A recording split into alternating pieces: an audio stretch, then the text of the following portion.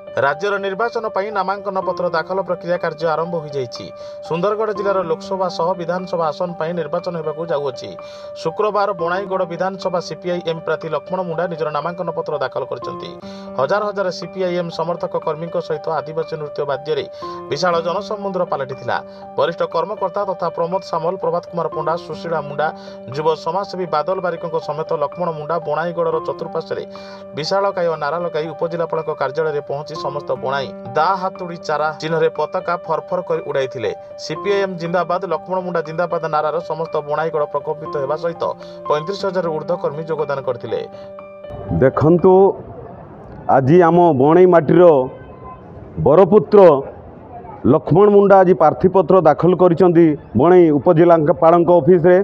आउ तांको समर्थन रे आज 35,000 ऊर्ध्व ये बणई माटी पाद देइचंती सारा बणई अंचल जहाँफल सीधा सड़क देखा जाउछि कि एइठू सीधा सड़क जीतिकी बणई रू ही पठेदेवे भुवनेश्वर।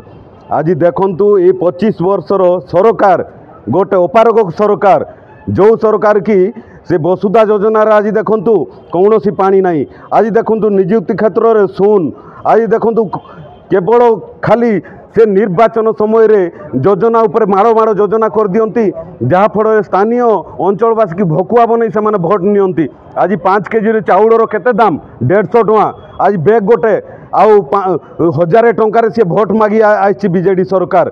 ये बीजेडी सरकार को बणईवासी प्रत्याख्यान कर देइचंते आज दिन में। एवं एक एते खरार भी आपण माने देखुतबे एते संख्यक समर्थक आसीचंती लक्ष्मण मुंडा जगह भी होउनी आज दिन में। एवं पुणी निर्वाचित होकर आसबे आपण माने जानी थांतु पुणी बणई माटी रे लक्ष्मण मुंडा। सुंदरगढ़ जिले मुख्य प्रतिनिधि जितेन बारिकों रिपोर्ट, साई सत्य न्यूज।